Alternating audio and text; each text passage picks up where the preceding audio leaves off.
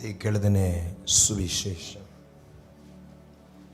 24ஆம் அதிகாரம் 36வது வசனத்தை நாம் எல்லோரும் திருப்பிக் கொள்வோம். அந்த நாளையும் அந்த நாளிகையையும் என் பிதா ஒருவர் தவிர மற்றொருவன் அறியான், பரலோகத்தில் உள்ள தூதர்களும் அறியார்கள். அந்த நாளையும் அந்த நாளிகையையும் ஒருவரும் அறியான், பரலோகத்தில் இருக்கிற பிதாவை தவிர வேறு ஒருவனும் அந்த நாளை அந்த நேரத்தை அறியான். பரலோகத்தில் உள்ள தூதர்களும் அவைகளை அறியாமல் இருக்கிறார்கள். எனக்கு அருமையானவர்களே, மற்றொரு சுவிசேஷ புஸ்தகத்திலே வாசிக்கும் போது இதே வசனம் சொல்லப்படுகிறது. குமாரனாம் இயேசு கிறிஸ்துவும் அவைகளை என்னவாய் அறியாமை இருக்கிறார் என்று சொல்லப்பட்டிருக்கிறது. எல்லாருக்கும் ரகசியமாக பிதாவாகிய தேவன் அந்த நாளை வைத்திருக்கின்றபடியினாலே தான் கர்த்தராகிய இயேசு கிறிஸ்துவினுடைய வருகையை ரகசிய வருகை என்று சபை இந்த கடைசி நாட்களில் அதற்கு பெயர் வைத்திருக்கிறது. Even there is no word called rapture or secret coming in the Bible. இயேசுவின் ரகசிய வருகை குறித்த ராப்சர் என்கிற வார்த்தையோடு ரகசிய வருகை என்று எழுதப்படாவேனிலும் இந்த ஒரு வசனத்தின் மூலம் அறிந்து கொள்கிறோம், பிதா இயேசுவும் தம்முடைய தூதர்களுக்கும் பிதா ஒருவருக்கும் தம்முடைய கர்த்தராகிய இயேசு கிறிஸ்துவை மீண்டும் இந்த பூமிக்கு ரகசியமாய் மனவாட்டி எடுத்துக்கொள்ளப் போகிற அந்த நாளையும் நாளிகையையும் மறைத்து வைத்திருக்கிறார் என்கிற ஒரு சத்தியத்தின் மூலமாக இந்த வருகை ஒரு ரகசியமான வருகை என்று நாம் எல்லோரும் அறிந்து கொள்கிறோம். ரகசிய வருகையை நம்பாத அநேக சபைகளின் மத்தியிலே நம்முடைய சபை 100க்கு 100 கர்த்தராகிய இயேசு கிறிஸ்துவின் ரகசிய வருகையை நிச்சயித்து காத்திருந்து நம்பிக்கையோடு காத்திருந்து புதுபலன் அடைந்து கொண்டிருக்கிறது. அவருடைய வருகைக்கு ஆயத்தமாகிக் கொண்டிருக்கிறது. அல்லேலூயா. அந்த ரகசிய வருகைக்கென்ற சில ரகசியங்கள், அதனுடைய சத்திய விளக்கங்கள், அதை குறித்த ஒரு அஜாக்கிரத்தை இன்னைக்கு சபைகளுக்குள் காணப்படுகிறது. அதை நீங்கி சபை விழித்தெழும்ப வேண்டும். சபை அதை குறித்த ஒரு தெளிவை அடைந்திருக்க வேண்டும். ஆமென். அந்த வருகை குறித்த ஒரு நம்பிக்கை நம் ஒவ்வொருவருக்குள்ளும் காணப்பட வேண்டும். இந்த மாலை வேளையிலே அந்த வருகைக்காகத்தான் கர்த்தர் நம்மை கூட்டி சேர்த்திருக்கிறார். ஹல்லேலூயா. அந்த ரகசிய வருகை எப்படி இருக்கும் என்று நாம் யாருக்கும் தெரியாது. அது எப்பொழுது நடைபெறும், எப்பொழுது அது நிறைவேறப் போகிறது என்று ஒருவருக்கும் தெரியாமல் ரகசியமாக பிதாவாகிய தேவன் வைத்திருந்தாலும் சத்திய வார்த்தையை கொண்டு அவைகளினுடைய அடையாளங்களையும் அவைகளுடைய நாளினுடைய சம்பவம் எவ்விதமாக இருக்கும் என்று வேதத்தை படிக்கிறவர்கள் அவைகளை ஒரு அளவு புரிந்து கொண்டு அந்த ரகசியமான திருடனை போல வரப்போகிற அந்த நாளை எதிர்பார்த்து சபை காத்திருக்கிறது. அல்லேலூயா. அந்த நாள் எப்படி இருக்கும் என்று சொல்லி இந்த நவீன உலகத்தில் வாழ்கிற ஜனங்கள் புரிந்து கொள்ளாமல் இருக்கின்றபடினால் அந்த நாள் ஒரு நாள் சம்பவித்தால், திடீரென்று இன்றைக்கு சம்பவித்தால், திடீரென்று நாளைக்கு சம்பவித்தால், அல்லது இந்த வாரத்தில் சம்பவித்தால் அது எப்படி இருக்கும் என்கிறதான ஒரு குறும்படங்களைப் போல இந்த கடைசி நாட்களில் நடைபெற போகிற அந்த நிகழ்வை நடந்தால் எப்படி இருக்கும் என்று அநேக வீடியோக்களை இன்றைக்கு ஊழியர்களும் சபைகளும் தயாரித்து வெளியிடுகிறார்கள். For church to be alert, சபை அதற்கு எச்சரிக்கை உள்ளதாய் ஆயத்தப்படுத்த வேண்டும் என்பதற்காக வேத புஸ்தகத்தில் மரணத்தை குறித்து புதிய ஏற்பாட்டில் 125 இடத்தில் எழுதப்பட்டிருக்கிறது.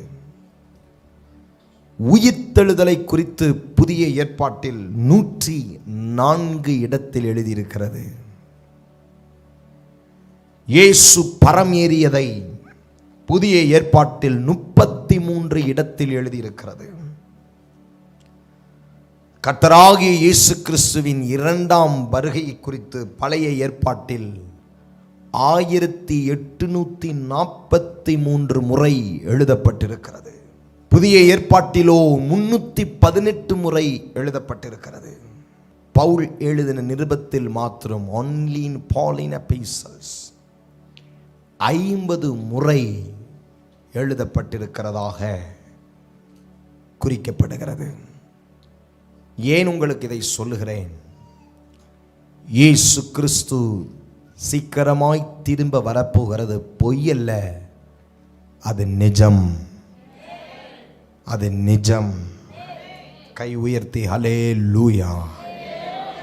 வேதத்தை நல்ல விதத்திலே பல முறை, நூற்றுக்கணக்கான முறை படித்து முடித்தவர்கள் ஒரு ஆய்வை சொல்லுகிறார்கள். ஒவ்வொரு 25 வசனத்துக்கும் நடுவிலே every 25th verse, பைபிளில் ஒவ்வொரு 25 வசனத்துக்கு ஒரு முறை அவருடைய வருகை குறித்த வெளிப்பாட்டின் தீர்க்க தரிசன வார்த்தைகளை படிக்கலாம், வாசிக்கலாம் என்று சொல்லுகிறார்கள். கர்த்தருடைய நாமத்தின் மகிமைக்காக பாஸ்டர் 90 முறை பைபிள் படித்து முடித்திருக்கிறேன். ஆண்டுடைய நாமம் மகிமைப்பட அந்த பரிசுத்தவான் சொல்லுகிறதை உண்மைதானா என்று நானும் பார்த்தபோது, நான் பார்த்த அளவில் அந்த 25 வசனத்துக்கு ஒரு முறை அவருடைய வருகை குறித்த வார்த்தைகள் வந்து கொண்டே இருக்கிறது. Anyhow, it is linked to the coming of the Lord. சபையே, நீ விழித்து எழும்பு. நீ நினைக்கிற மாதிரி இனி நாட்கள் செல்ல போகிறதில்லை. நீ யோசிக்கிற வண்ணமாய் உன் வாழ்க்கை நடக்கப் போகிறதும் இல்லை. உன்னை உருவாக்கினவரும் உன்னை சிருஷ்டித்தவரும் ஆகிய கர்த்தர் உன்னை மீண்டும் அவரோடு சேர்த்து கொள்ளும்படியாக வருகிறார். நான் உங்களுக்கு 3 அர்த்தங்களை இந்த ரப்சர் என்ற வார்த்தைக்கு விளக்கம் கொடுக்க விரும்புகிறேன். ரப்சர் என்று சொன்னால் அதோடைய மூல பதார்த்தம் எதிலிருந்து வருகிறது என்றால் ரஃபியோ அல்லது ரப்பியர் என்ற வார்த்தையிலிருந்து தான் அந்த ரப்சர் என்ற வார்த்தையை ஆங்கிலத்திலே குறிக்கப்பட்டிருக்கிறது. ரஃபியோ அல்லது ரப்பியர் என்கிற வார்த்தை தான் அதனுடைய மூல பாஷையின் பதார்த்தம். கிரீக் டர்ம்ஸ், கிரேக்க மூல பாஷையிலிருந்து இந்த 2 வார்த்தைகளை வைத்துதான் ரப்சர் என்ற வார்த்தை வந்திருக்கிறது. நான் மீண்டும் சொல்லுகிறேன், ரஃபியோ அல்லது ரப்பியர் என்கிற வார்த்தையிலிருந்து தான் என்ன வார்த்தை வந்திருக்கிறது? ரப்சர் என்ற வார்த்தை வந்திருக்கிறது. இந்த ராஃபியோ அல்லது ரப்பியர் என்கிற அந்த மூல பாஷைக்கு 3 விளக்கங்களை வேத வல்லுநர்கள் தருகிறார்கள். Bible scholars are giving 3 meanings for that Greek term. முதலாவதாக, தன் பொருளை சடுதியில் எடுத்துக்கொள்ளுதல். தன் பொருளை சடுதியில் எடுத்து கொள்ளப்படுதல். இரண்டாவது, அதுக்கு என்ன அர்த்தம்னா, ஓர் இடத்திலிருந்து மற்றொரு இடத்திற்கு இடம் மாற்றம் செய்வது, அல்லது ஓர் இடத்திலிருந்து மற்றொரு இடத்திற்கு இடம் மாறுவது, ஷிஃப்டிங் டு another place என்ற அர்த்தம் கொடுக்கிறார்கள். மூன்றாவதாக உயர எடுத்துக்கொள்ளப்படுதல், லிஃப்டிங் அப், உயர எடுத்துக்கொள்ளப்படுதல் என்று மூன்றாவதாய் அதற்கு அர்த்தம் கொடுக்கிறார்கள். இந்த மூன்றுக்கும் வேத வசனத்தில் ஆதாரம் இருக்கிறதா அப்படின்னு பார்த்தா மூன்றுக்கும் வேத வசனத்திலே ஆதாரங்கள் உண்டு. வாசிக்கலாம். முதலாவதாக தன் பொருளை சடுதியில் எடுத்துக்கொள்ளப்படுதல். இந்த ரகசிய வருகையில் ஆண்டவர் தன் பொருளை எடுத்துக்கொள்ள வருகிறார் என்று எங்கேயாகிலும் வசனம் இருக்கிறது? உங்களுக்கு தெரிந்தால் சொல்லுங்களேன், பார்க்கலாம். மல்கியா தீர்க்க தரிசன புஸ்தகம் 3ஆம் அதிகாரம் 17வது வசனத்தை வாசிக்க கேட்கலாம். Let us turn to our book Malachi chapter 3 verse 17. என் சம்பத்தை நான் சேர்க்கும் நாளிலே அவர்கள் என்னுடையவர்களாய் இருப்பார்கள் என்று சேனைகளின் கர்த்தர் சொல்லுகிறார். ஒரு மனுஷன் தனக்கு ஊழியம் செய்கிற தன்னுடைய குமாரனை கடாட்சிக்கிறது போல நான் அவர்களை கடாட்சிப்பேன். They will be mine, says the Lord of hosts, on that day when I publicly recognize them and openly declare them to be my own possession. My own possession. And I will have compassion on them and spare them as a man spares his own son who serves him. கரங்களை உயர்த்தி அல்லேலூயா. ஆகவே தேவனுடைய பிள்ளைகளே, இங்கே வேத வல்லுனர் கொடுத்த முதல் விளக்கத்தின்படி தன் பொருளை சடுதியில் எடுத்துக்கொள்ளப்படுதல் என்கிற வார்த்தை இந்த வேத வசனத்தின் மூலமாக நிரூபிக்கப்படுகிறது. இயேசு தன்னுடைய சம்பத்தை தன்னோடு சேர்த்துக்கொள்ள போகிற நாள் அது சீக்கிரமாய் வருகிறது. எல்லாரும் தலை மேல கை வச்சு சொல்லுங்க, இயேசுவுக்கு நான் சம்பத்து. ஹalleluya, ஹalleluya. இரண்டாவதாக வேத வல்லுனர் கொடுத்தார்களே ஒரு அர்த்தம். அந்த அர்த்தம் என்ன? ஒரு இடத்திலிருந்து மற்றொரு இடத்திற்கு என்ன செய்வது? இடம் மாற்றுவது. யோவான் 14ஆம் அதிகாரம் 3வது வசனம். நான் போய் உங்களுக்காக ஸ்தலத்தை ஆயத்தம் பண்ணின பின்பு, நான் போய் உங்களுக்காக ஒரு ஸ்தலத்தை ஆயத்தம் பண்ணின பின்பு, நான் இருக்கிற இடத்திலே, வாவ், நான் இருக்கிற இடத்திலே நீங்களும் இருக்கும்படி நான் மறுபடியும் வந்து உங்களை என்னிடத்தில் சேர்த்துக் கொள்ளுவேன். என் இடத்துல உங்களை, கரங்களை உயர்த்தி அல்லேலூயா சொல்லுங்கள் பாருங்க. மூன்றாவது உயர எடுத்துக்கொள்ளப்படுதல் என்கிற அர்த்தத்துக்கு வசனம் உண்டா? 1 தெசலோனிக்கேயர் 4:17 வாசிக்கும் பொழுது, பின்பு உயிரோடு இருக்கிற நாமும் கர்த்தருக்கு எதிர்கொண்டு போக மேகங்கள் மேல் அவர்களோடு கூட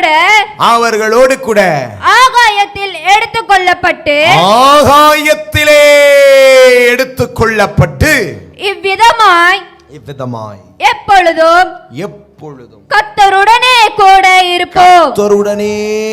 கூட இருப்போம். உயரமாய் அந்த நாள் பறந்து ஏகமாய் செல்வோம். This is called secret coming. இயேசுவின் ரகசிய வருகை.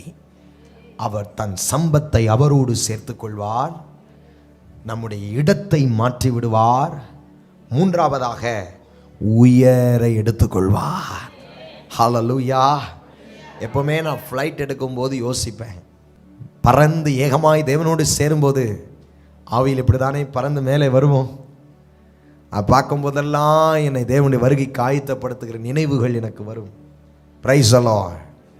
தேவ பிள்ளைகளே, ஆகாயத்தில் அல்ல அன்றைக்கு பறப்பது, ஆவியிலே அவரோடு பறந்து ஏகமாய் அவரோடு சேர்ந்து விடுவோம். ஹல்லேலூயா! எவ்வளவு பெரிய பாக்கியம்! கிறிஸ்துக்குள் மரித்தவர்கள் எழுந்திருப்பார்கள். உயிரோடு இருக்கிற நாமும் மறுரூபமாகி அவரோடு சேர்வோம். என்ன ஒரு ஆனந்த பாக்கியம்! என்ன ஒரு மகிழ்ச்சியான நாள் அது! தேவ பிள்ளைகளே, அந்த நாளுக்கு நீங்கள் எல்லோரும் ஆயத்தமாகுங்கள். Prepare your mind, your soul, your spirit, your body. 1 Thessalonica 5:23 சொல்லுகிறது, அந்த நாளுக்கென்று உங்கள் ஆவியிலும் ஆத்துமாவிலும் சரீரத்திலும் நீங்கள் குற்றம் அற்றவர்களாய் காணப்பட வேண்டும். ஆமென். அந்த 3 பகுதியிலும் உங்களுக்கு ஒரு சுத்திகரிப்பு காணப்பட வேண்டும். What is the qualification for me to be raptured? நான் வருகையிலே செல்ல என்ன எனக்கு தகுதி வேணும் அப்படின்னா, என் ஆவியிலும் என் ஆத்துமாவிலும் என் சரீரத்திலும் நான் குற்றமற்றவனாக இருக்க வேண்டும். படிங்களே அந்த வசனத்தை. சமாதானத்தின் தேவன் தாமே உங்களை முற்றிலும் பரிசுத்தமாக்குவாராக. உங்கள் ஆவி ஆத்துமா சரீரம் முழுவதும் நம்முடைய கர்த்தராகிய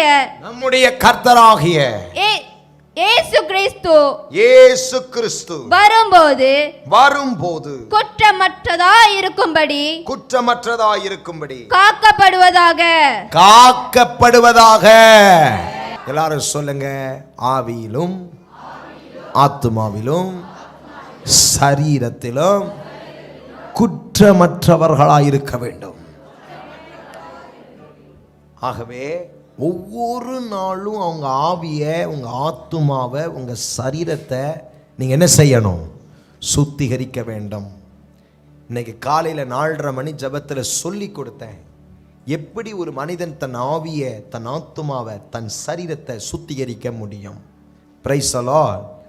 உன் ஆவியில, உன் ஆத்துமாவில், உன் சரீரத்தில் 3 பகுதிகளிலும் நீ உன்னை சுத்தவானாய் காக்கணும். வருகையில் உன் சரீரம் மட்டும் நீ சுத்தமாக வைத்திருந்தா பைபிள் சொல்லுது, நீ ஒரு பரிசேயன், நீ ஒரு சதுசேயன்.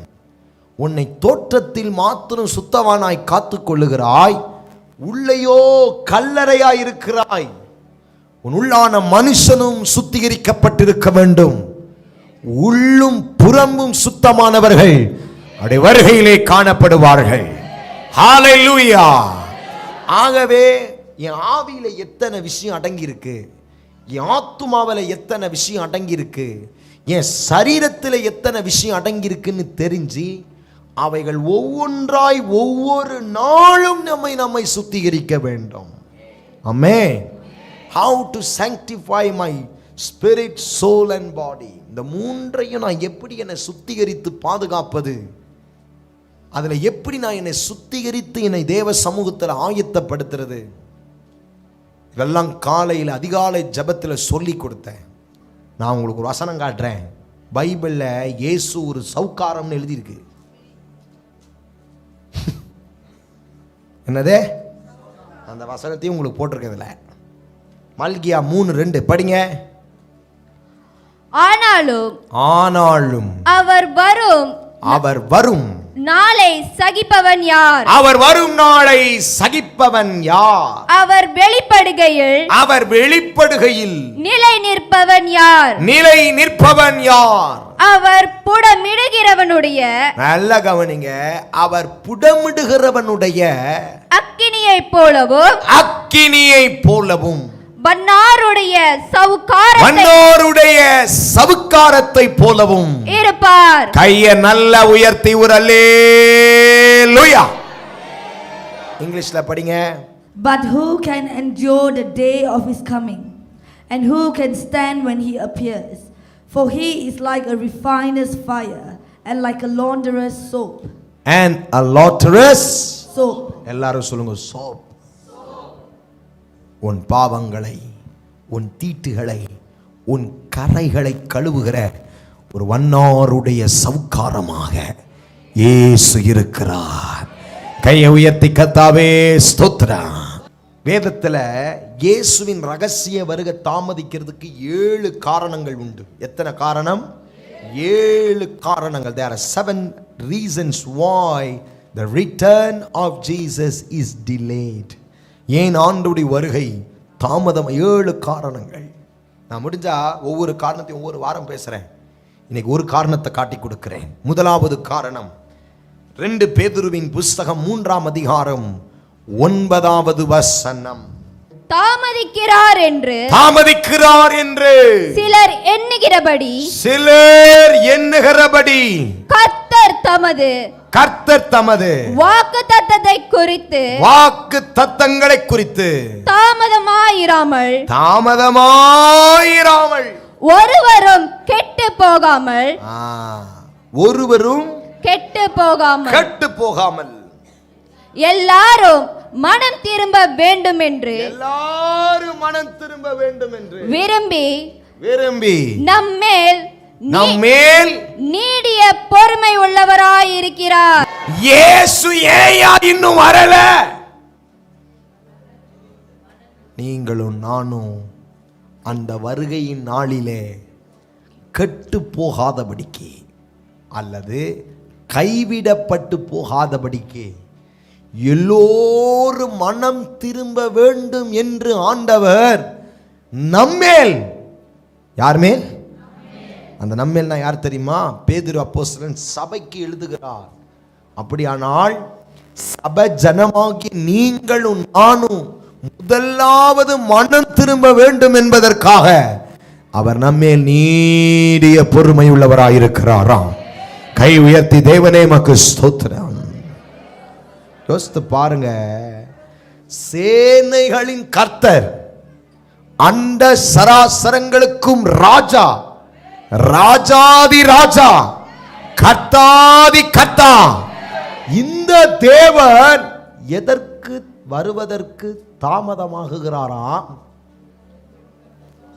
இவ்வளவு செய்தியை கேட்டு, இவ்வளவு வார்த்தையை கேட்டு, இவ்வளவு ஆராதனைக்கு வந்த தேவ ஜனமோ கெட்டு போகாதபடிக்கும் மனம் திரும்புவதற்காக ஆண்டவர் அவர்களுக்கு டைம் கொடுக்கிறதாகவும் அவர் உங்க மேல என் மேல நீடிய பொறுமை உள்ளவராய். அவருக்கு வர்றதுக்கு ரொம்ப நேரம் ஆகாது. இந்நேரம் வரைக்கும் ஏன் வருகை வரல தெரியுமா? இப்ப இந்த செய்தி வரைக்கும் ஏன் தெரியுமா வருகை வரல?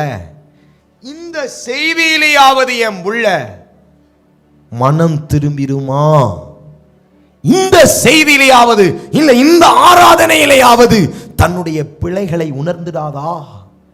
தான் கெட்டு போகத்தக்கதாக தன்னுடைய வாழ்க்கையில இருக்கிறது இன்னதென்று உணர்வடைஞ்சி விழிப்படைஞ்சி தன்னை சீர்திருத்தம் செய்து கொள்ளாதா என்ற ஆண்டவர் நம்மேல் இன்றைக்கு இந்த பெற்ற ஆலயத்துக்குள்ளேயும் நேரடி ஒளிபரப்பின் செய்தியின் வழியாய் பார்த்து கொண்டிருக்கிறவர்களும் இந்த நிமிஷம் வரைக்கும் ஓ மேல ஆண்டவர் சாதாரண பொறுமை உள்ளவராக இல்லையாம், நீடிய பொறுமை உள்ளவராயிருக்கிறாரா. தேவனுடைய அன்பை என்னன்னு சொல்ல, தேவனுடைய அன்பை எப்படி சொல்ல, அவருடைய அன்பை என்னவென்னு சொல்ல.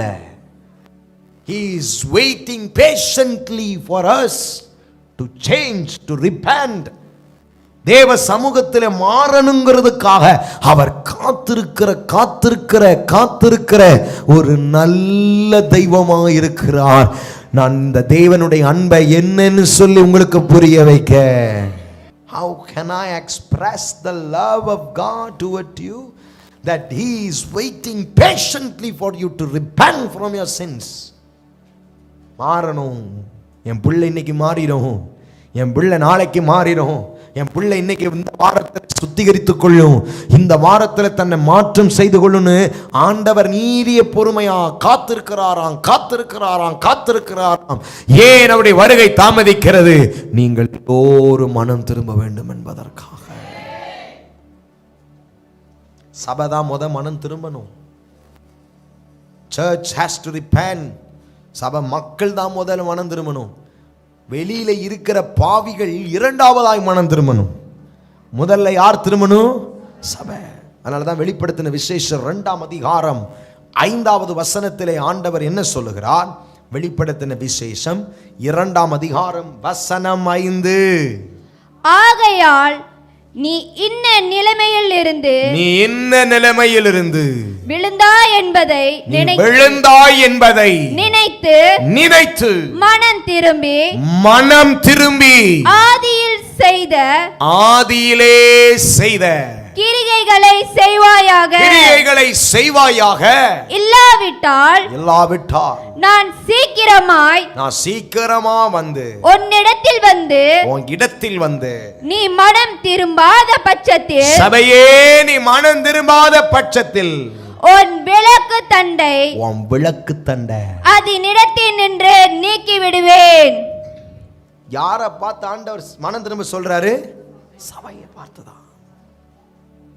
ரட்சிக்கப்பட்ட நாள்ல, ஆரம்ப நாள்ல உனக்கு தேவன் மேல இருந்த அன்பு, ஆதி கிரியை, ஆதி ஊழியம், ஆதி ஆசை, ஆதி பிரயாசம், இதிலே நீ இப்ப எங்க தவறி இருக்கிறாய் என்பதை உணர்ந்து மனம் திரும்பு.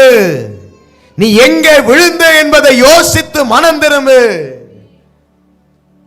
நீ மனம் திரும்பினால் மாத்திரம்தான் நீ பிறரை கர்த்தருக்காண்டி நடத்த முடியும். கை உயர்த்தி அல்லேலூயா சொல்லுங்கள். ஒருவரும் கெட்டு போகாமல். அப்ப அது நிறைவேறணும்னா நம்ம முதல்ல மனம் திரும்ப வேண்டும். கண்ணை மூடி கை உயர்த்தி சொல்லுங்க, ஆண்டவரே என் பிள்ளைகளை எனக்கு உணர்த்துங்க. தன் பிள்ளைகளை உணர்கிறவன் யார் என்று வேதம் கேட்கிறது. எனக்கு உணர்த்துங்க. நான் எங்க விழுந்தேன், நான் எந்த இடத்துல தவறி இருக்கிறேன், எனக்கு நீங்க தான் உணர்த்தணும். நம்ம நினைக்கிறது ஒன்று, ஆனா தேவனுடைய பார்வையிலே அவர் பார்க்கிறது ஒன்று. அவர் நமக்கு உணர்த்தணும். கேளுங்க, கண்ணை மூடி கொஞ்ச நேரம் கேளுங்க. 1 minute I'm giving you time. ஒரு நிமிஷம் டைம் தரேன். சபையாராய் கேளுங்க. இந்த ராபோஜனத்தில் ஆண்டவர் சொல்றார், எந்த இடத்துல நீ விழுந்தங்கிறத நினைவு கூர்ந்து நீ திரும்பணும்னு கேட்கிறார்.